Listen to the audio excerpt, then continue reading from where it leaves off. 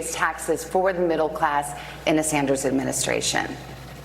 People who have health care under Medicare for All will have no premiums, no deductibles, no co-payments, no out-of-pocket expenses. Yes, they will pay more in taxes.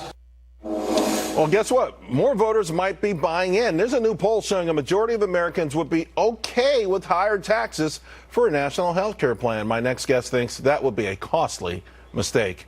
Jan Dubauskas is a health insurance innovator, and she joins us now. Jan, I mean, where do you think this is going? Are you, first of all, are you shocked that more Americans are saying, okay, it might not be a bad trade-off? You know, there is a question of what is the value, right? Everybody wants to see good care given to all Americans throughout the United States. So that is important to us. But the question is, how important is it? Is it worth $32 trillion? That's a really big price tag. Well, there's two things here, to your point. There's the quality of health care, yes, and the idea that everyone would get free health care. You know, we think about these models around the world, and we hear how great they are, except there are long lines for things that we take for granted in this country, and the quality isn't always up to snuff. Rich people or well-to-do people in a whole lot of countries with free health care come to America for the critical stuff. Well, that's one of the things we need to think about. Is it really Medicare for all, or maybe we want Medicare for those who want it, right? Let's not impose it. And thinking about Medicare for all, what would it do? Well, the providers, they would be forced into accepting the Medicare premium and payment amounts, which would mean that a lot of them would go out of business. So healthcare is actually going to go down in quality while your taxes are going to go up. That doesn't seem like a great solution. It doesn't seem like a great solution, and yet in the debates, second night, the question was asked, and a lot of people say, yeah, okay, the majority of Democrats are on board with some sort of form of this. So, and Bernie Sanders finally admitting, he's saying, yes, you're going to pay. It's not just rich and millionaires and billionaires. Right. The middle class is going to pay for this. So something's emboldening him to be more honest about this, and it must be that the perception that the American public is okay with that trade-off.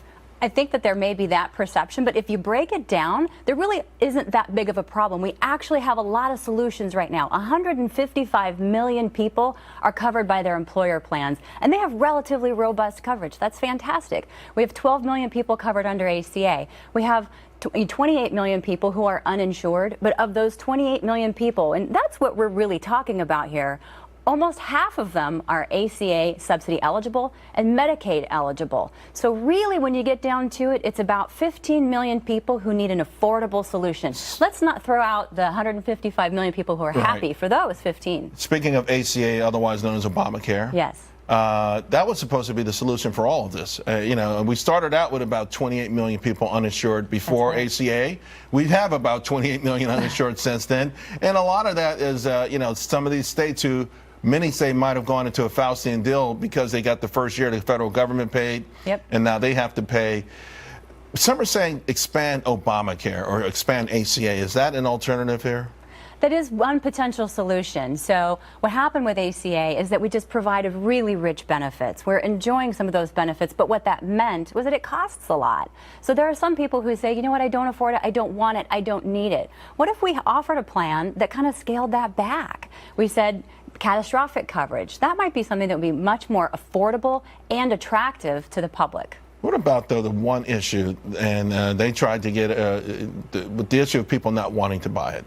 Do you punish Americans who don't want to buy that expensive health insurance you just talked about?